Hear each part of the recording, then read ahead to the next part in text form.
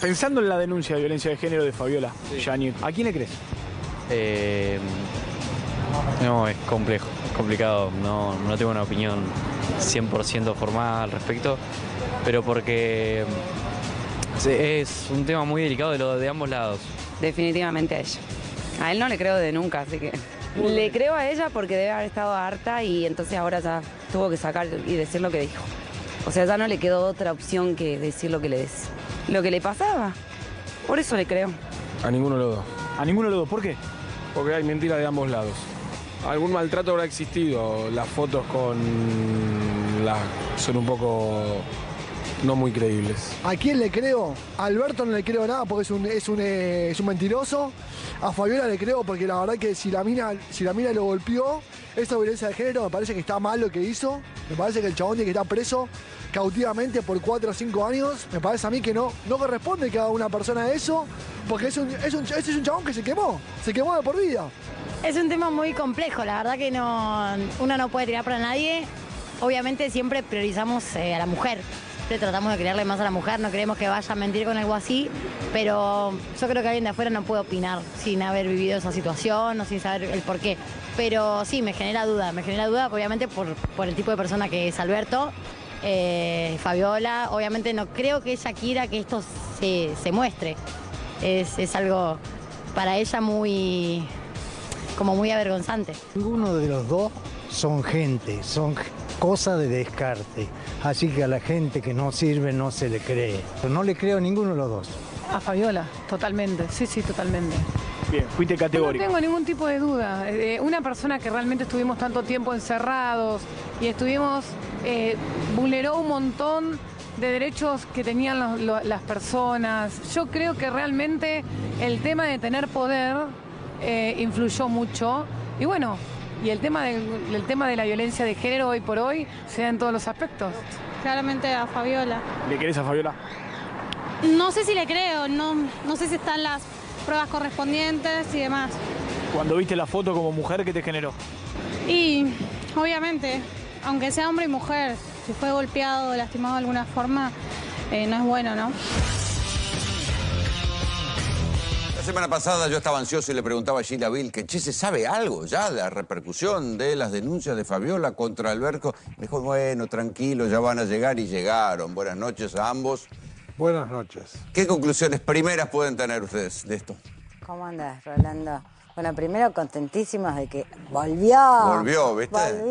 Volvimos para contribuir a la confusión general. Sí, claro. ¿Y qué otra cosa podemos hacer, Raúl? Esto es interesante, digamos, que en segundo lugar esté a ninguno. Claro. Digamos que no le creen a ninguno de los dos. Bueno, porque hay que recordar que Fabiola se había convertido en un personaje detestado por la foto de la fiesta de Olivos. Exactamente. Sí. Y ahí tal vez ese residual que de acá, ¿no? Sí. Y el otro punto interesante, que lo estaba hablando hoy con un grupo de gente interesada en el tema, es que respecto a Alberto Fernández, me decía uno, ¿qué le hace una mancha más al tigre? Digamos, es como que Alberto Fernández ya estaba devaluada su palabra antes que ocurra esto. Entonces, cuando ocurre esto y él sale con una argumentación, ¿cómo piensan que yo? Le dice a sus amigos, le dice a Delía por las redes, ¿cómo piensan que yo puedo hacer esto? Él ya perdió la credibilidad. Sí, pero está el episodio nuevo de los chats, ¿no? No, yo creo que esto es peor, porque hasta ahora la crítica era una crítica de carácter política. O sea, la crítica sobre Alberto era una crítica de carácter política, mal gobierno, digamos, lo de la palabra... Un error en la evolución política. Sí. Esto es la persona. Esto impacta sobre la figura. O sea, yo creo que ahí... Y yo te diría que ahí hay otra cosa, es que ponele, la cuestión de los seguros es difícil entenderla, si es verdad o no es verdad. No era un escándalo. Pero esto se lo entiende cualquiera. Sí. O sea, le pegaba a la esposa, lo entiende cualquiera. Salía con mina, lo entiende cualquiera. Sí. Sí. Ahora, hay otra cosa interesante que es en la división, que yo lo vengo observando. Pero vamos a analizar esta. Sí. Del total de encuestados, el 52,6 le cree a Fabiola, un 35 a ninguno y solo un 4,3 le cree a Alberto. Así es. Y un margen de error casi, ¿no? Un margen de error le cree a Alberto. Claro. O sea, sí. Y no sabe 8. Estos son data nacional. esta investigación la hicimos junto con Cumbre de Comunicación Política, y creo que ahí lo interesante, lo que marcaba Raúl, es la apertura del votante Sergio Massa. Claro, ¿no? acá. Digamos que le cree a Fabiola en un 35%, a ninguno un 40%, no sabe el 17%, Alberto el 8%, ¿no? Son ahí los que tienen ese colorcito medio, no sé, verde o sea que petróleo. hay un importante sector del voto a Sergio Massa, o sea, el voto peronista, que le cree a Fabiola. Sí, sí, y a ninguno, ¿no? Digamos que es... Qué bueno que una de las consecuencias de esto, nosotros estuvimos estudiando en términos quali, y lo que ves entre el votante peronista es que empieza a aparecer la idea de no le creo nada a nadie, ¿no? Nihilismo político. Claro. Que era algo que no Sí, que formaba está a 10 parte... minutos del que se vayan todos, ¿eh? Sí, y que no formaba parte de, te diría, de la tradición cultural o la sensibilidad política de ese segmento de electores, ¿no? O sea, todo el fenómeno antipolítico o de nihilismo, no creerle a nadie, desconfiar de todos. No era propio de los sectores peronistas. No. Y eso creo que es lo que adiciona este nuevo capítulo. De todos modos, mirad, vamos a ver en un rato cómo está el gobierno de Milei. Yo creo que ahí tenés un elector que está un poco horrorizado con el asunto, conmocionado, y al mismo tiempo también sigue teniendo una versión intensa a Milei. Entonces, tampoco es que tienen a dónde Claro. ir, ¿no? Digamos, por eso... Bueno, es que además la realidad... Nosotros podemos estar muy entretenidos con el escándalo Fabiola Alberto, pero la realidad se impone en su crudeza y en su deterioro. Absolutamente. El tema de la infancia absolutamente central. Creo que lo trataron, ¿no? Al inicio. El tema de los chicos que no comen. O sea, la realidad de los argentinos Fuimos a buscar los testimonios de los chicos que no comen. La realidad de los argentinos es eso, digamos, la dureza de eso. Puede que a la gente que no esté afectada, pero por más relato que haya, la dureza de la realidad y lo que, según el propio Diego Giacomini, un hombre que tenía la misma biblioteca que Milei, piensa que va a pasar, no habla de que vaya a venir algo mejor. ¿Qué ves vos, Raúl, de el peronismo frente a esto? Bueno, el peronismo está en una situación de crisis total. Yo creo que esto golpea más a Cristina Fernández de Kirchner como personaje central, dejándolo de lado a Alberto Fernández. Sí, Alberto ya... Digamos, políticamente... Quien es la segunda golpeada, digamos. Así es. Vos fíjate que toda la defensa de Cristina se basa en una victimización. Digamos, no hay una cosa de Cristina salir al frente con propuestas políticas, sino que hay una victimización de lo que le pasa a ella. Que fue el discurso en tribunales esta semana. Así es. Y es totalmente autorreferencial. Pero en ese caso fue víctima. ¿Cómo? O sea, fue víctima de un intento de asesinato. Eso, o sea, son dos cosas distintas. Claro, pero están pasando cosas en la política que afectan al peronismo en particular. Y ella dice, bueno, cuando se produce, digamos, el atentado hacia ella dice... No es un atentado, no vienen por mí, vienen por el peronismo, digamos. Ella se identifica con el peronismo, con un peronismo que por otro lado no la reconoce, digamos, cada vez menos. Cristina es la líder del grupo mayoritario, del sector mayoritario dentro del peronismo, pero el peronismo ya no es más mayoritario. Entonces hay un sector del peronismo que la responsabiliza a ella de no ser más mayoritario, que la responsabiliza a ella de haber elegido a Alberto Fernández. Yo te digo, el primero que lo dijo, que a mí me choqueó, fue Bernie. La famosa frase, el que trajo al borracho que se lo lleve. Eso durante el gobierno de Alberto. Al principio del gobierno. Y ahí se terminó a pelear con Cristina Totalmente. también. Bueno, ahora se va a dar una situación muy particular. Yo creo... ¿Te acordás esa famosa frase de Alberto que con Cristina no alcanza, pero sin Cristina no se puede? Yo ahora lo que creo que la situación que vive el peronismo es que sin Cristina no se puede y con Cristina tampoco. Esa es la nueva situación del peronismo. Claro, pero entonces, nadie tiene la masa crítica para animársele. Nadie. Por el momento nadie, pero... Digamos, por un lado aparece la confrontación que se da entre Axel Kicillof y la Cámpora. Mirá, las fotos... Pero es por abajo de Cristina. las fotos hablan mucho. Axel Kicillof fue a tribunales cuando fue Cristina Kirchner y después junto con el Cuervo Larroque fueron hasta el Instituto Patria donde hubo una foto.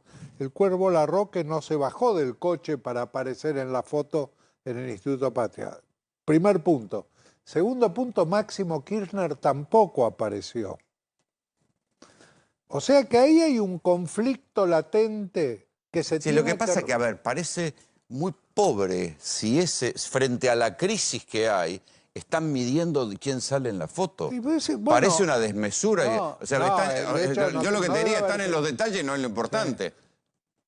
Al peronismo le pasó ahora con la derrota de Alberto Fernández, la derrota de ese gobierno, la desestructuración de ese movimiento, lo mismo que le pasó al radicalismo cuando es derrotado de la Rúa, cuando se va de la Rúa. Deja de tener identidad nacional y se convierte en una confederación de partidos provinciales. Vos pensás que el radicalismo, si a vos te piden definirlo a nivel nacional, no sabés qué es, pero tiene 5 gobernadores. Hoy el peronismo a nivel nacional pasa lo mismo. No podés identificar una conducción para el peronismo, pero tiene muchos gobernadores. Y tiene muchos intendentes que son casi como gobernadores. Muchos intendentes. Y por otro lado, tienen muchos gobernadores totalmente diferentes. Tenés uno del estilo de Gildo Infran, digamos, donde la doctrina peronista, fíjate el embajador de Estados Unidos, elige ir ahí a ver de qué se trata el peronismo.